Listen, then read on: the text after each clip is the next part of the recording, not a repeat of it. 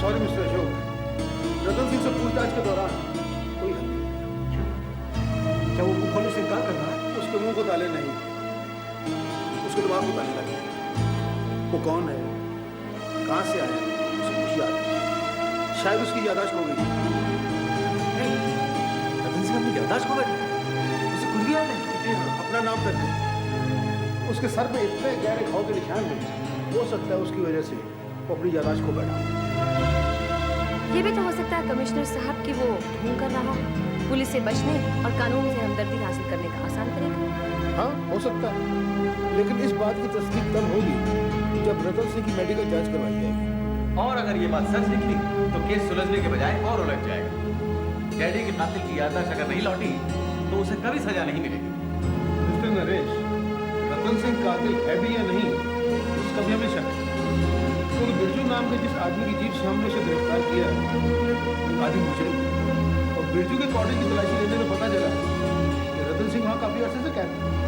लेकिन रतन सिंह का बिरजू से क्या संबंध था? यही तो हम भी सोच रहे हैं मिस्टर अशोक, बिरजू का रतन सिंह से क्या ताल्लुक है? अंडरवर्ल्ड के गैंगस्टर को रतन सिंह में क्या दिलचस्पी हो सकती है? फिर तो ये भी सवाल उठ सकता है कि खूनी रतन सिंह ही है या कोई और।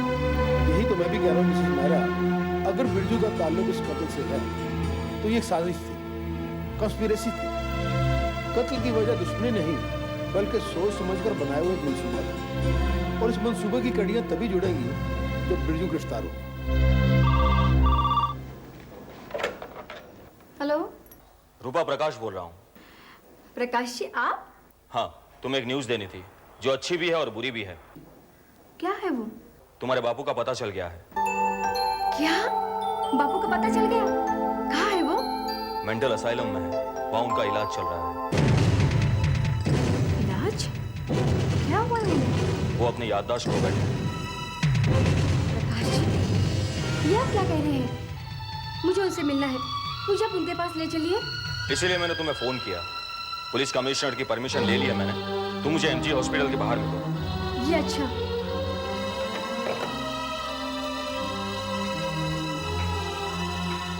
हमें रतन सिंह से मिलना है। परमिशन है? हाँ, sign by the police commissioner.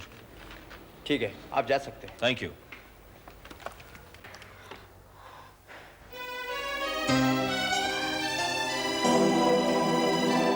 बापू,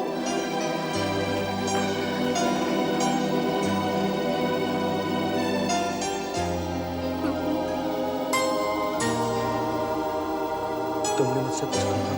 बापू मैं हूँ, तुम्हारी रूपा। रूपा? बापू, तुम्हारी बेटी रूपा।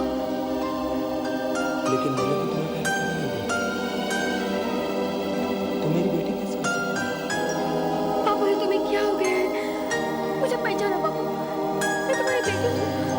बापू मुझे गौर से देखो, तुम्हारी रूपा हूँ मैं।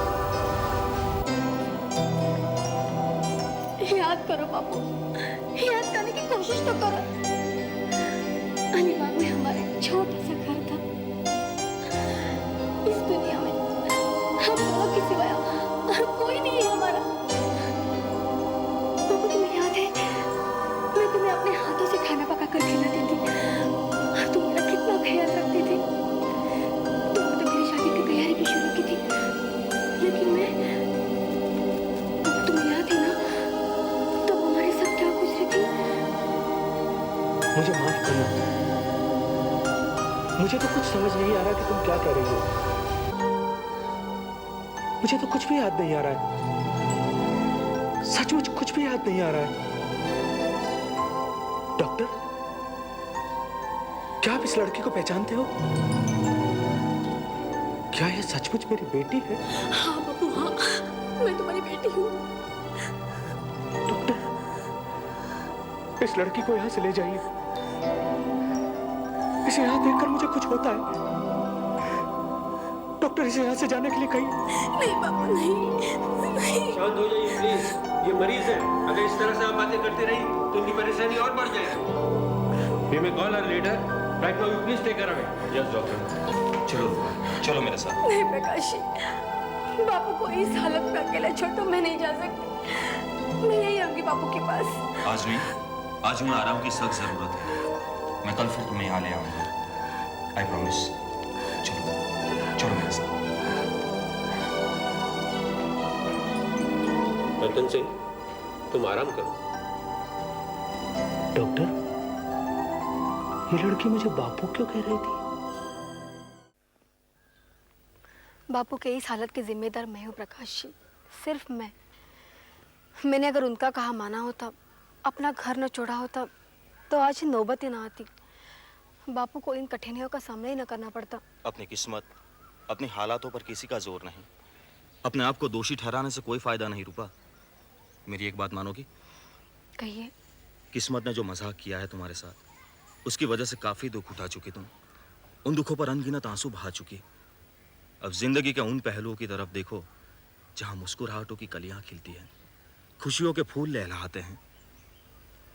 नहीं प्रकाश जी, मेरे जीवन में ये सुख लिखा ही नहीं है। लिखा है रूपा, पर तुम उसे स्वीकार करना नहीं चाहती। क्या मतलब? इस संसार में ऐसा भी कोई मूर्ख है जो सुख स्वीकार करने से इनकार कर रहा हो? है, और इस वक्त मेरे साथ है। रूपा, तुम जो कहोगी, जो चाहोगी वही होगा।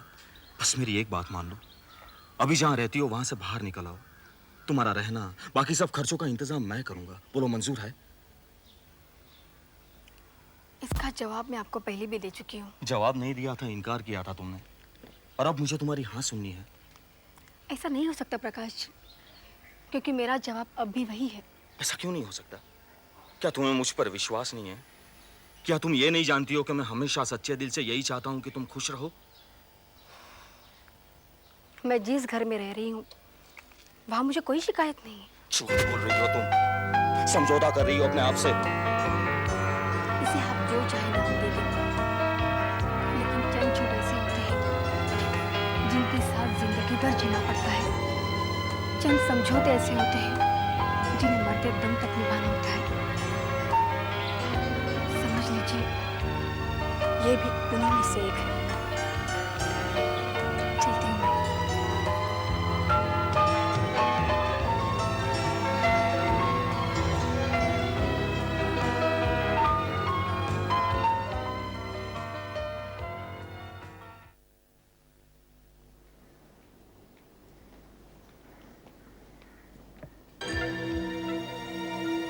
कहाँ से आ रही हो तुम? बाहर गई थी।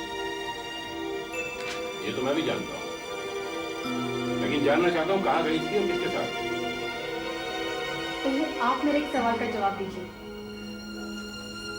बापू को पुलिस ने दोबारा गिरफ्तार किया, ये समाचार आपने मुझे दिया कि नहीं? कौन सा शुभ समाचार है जो तुम्हें देता है? एक जाहिल गवार इंसान जो जेल से बाहर निकला है और बदले की भावना में इतना पागल हो गया कि जाकर कैलाश नाथ का खून कर दिया, यह खबर देता तुम्हें? वो मेरे बापू हैं। वो तुम्हारे बापू थे, हैं नहीं, भूल जाओ। अब तुम धर्म चोपड़ा के साथ रहती हो, किसी रतन सिंह के झोपड़े में नहीं, जो एक खूनी है और जेल से फरार मुजरिम। नहीं, बापू खूनी नहीं है। उन्होंने खुद मुझसे कहा था, और इस वक्त उन्हें हमारी मदद की जरूरत है। वो तो अपनी याददाश्त खो चुके हैं, उन्हें कुछ भी याद नहीं, इतना भी नहीं कि मैं उनकी बेटी हूँ। चलो, ये तो बहुत ही अच्छा हुआ, उनके लिए भी और तुम्हारे लिए भी। अपनी जिंदगी के संग को भूल जाओ रूपा। इन बीते हुए दिनों की यादों को जितनी जल्दी अपने दिमाग से निकालोगी, तुम्हारे लिए अच्छा होगा। अगर तुम ये कुर्बानी दे सकती हो तो अपने मकसद में कामयाब होगी।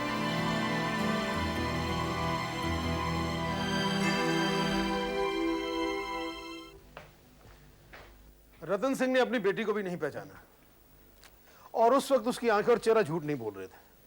वो वाकई अपनी याददाश्त खो बैठा। बिरजू का कुछ पता चला?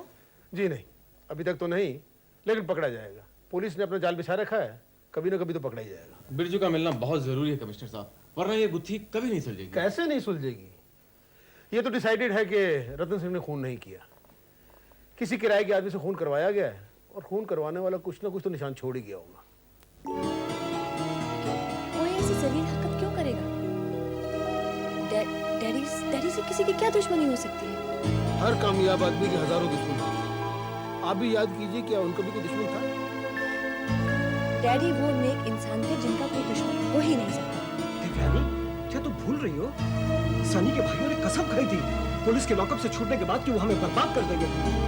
और वो धर्म चोपड़ा हमारे ऑफिस में आके हम सबको धमका के गया था कि हमें तबाह करके रहेगा।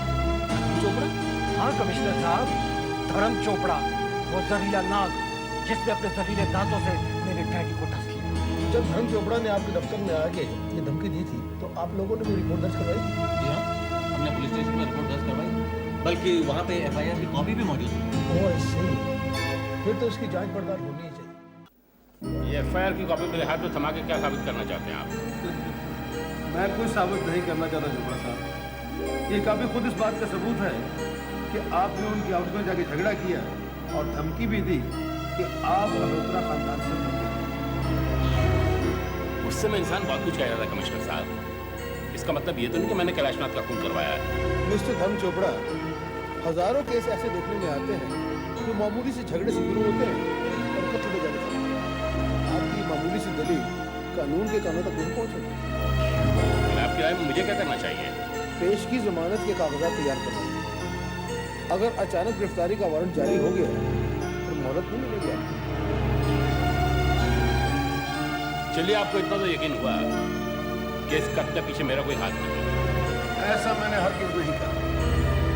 आपका दोस्त होने के नाते मैं आपको आगाह कर देना चाहता हूँ ताकि आप वारंट और गिरफ्तारी के चक्कर से निकलें। और भगवान न करे अगर आपका कुछ ताल्लुक इस मुकदमे से हुआ तो मैं आपकी कोई मदद नहीं कर सकूँगा। You understand? I do. I understand. Welcome.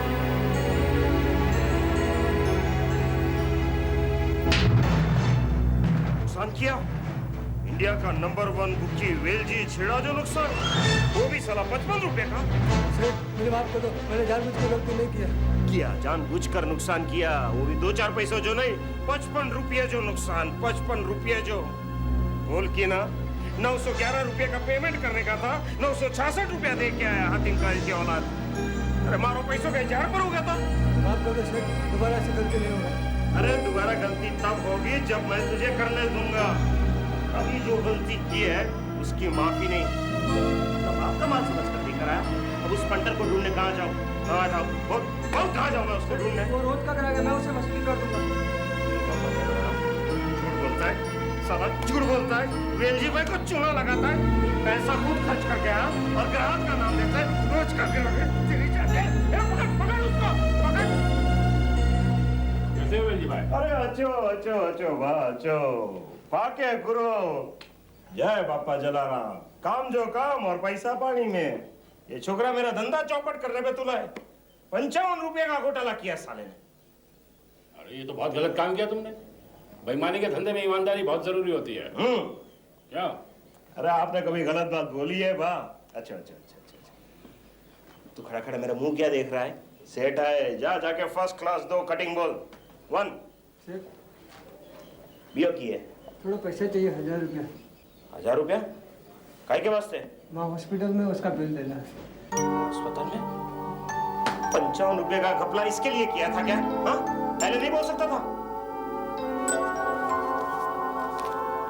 पहले जाके माँ का इलाज करा और उसकी सेवा सबसे पहले करना। अरे बुद्धू, माँ के पैरों के नीचे तो स्वर्ग रहता है। उसके इलाज के लिए जितना भी पैसा खर्च करना पड़े फिक्र मत करना। वेलजी भाई है तेरे साथ। है मेहता, ये छोकरा जब भी आए जितना भी पैसा चाहिए दे देना, ठीक है? जाके मान। अपना माँ तो बिना इलाज के ही मर गया, किसी और का माँ बिना इलाज के मरा नहीं सकती। फल में तोला, फल में माशा। जवाब नहीं तुम्हारा भी वेलजी। अरे भाई, इसीलिए आप जैसे महापुरुष हमारे दर्शन के लिए आते हैं, वरना आज की दुनिया में हमारे जैसे अंगूठा छाप को पूछता कौन है? हुक्म कीजिए बाप, क्या सेवा करूं? फैक्ट्री में हड़ताल करवानी है, हड़ताल तोड़वानी है? नहीं, आज किसी और काम से आया हूँ। अच्छा, काम खुला है या पर्दे वाला? पर्दे वाला ही समझो। अच्छा, पिताजी एक काम कीजिए, जाइए आप जरा बाहर खुली हवा में घूम के आइए। हाँ,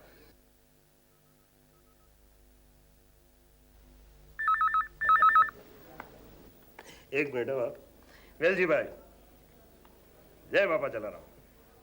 अच्छा, बहुत अच्छे, हाँ। अच्छा ठीक है, जय बाबा जलाराम।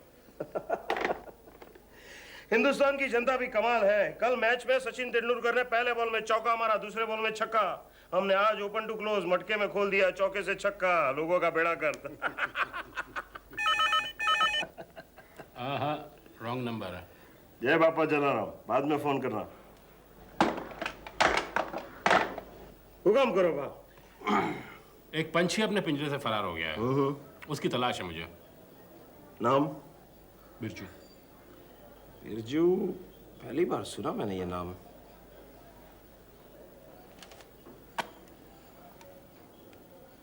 कुछ याद आया? कहीं सुना तो है। गजब। वेलजी भाई, मुझे इस आदमी की तलाश है। ये आदमी चाहिए मुझे। 50,000 मंजूर है, 24 घंटे के अंदर। स्पीड पोस्ट में चाहिए तो 2 पेटी। वो भी मंजूर है। ये एडवांस रखिए, पंछी को पिंजरे में बंद करके लाइए, बाकी रकम ले लीजिए। जय बापा जलाराम, सबको रास्ता दिखाना।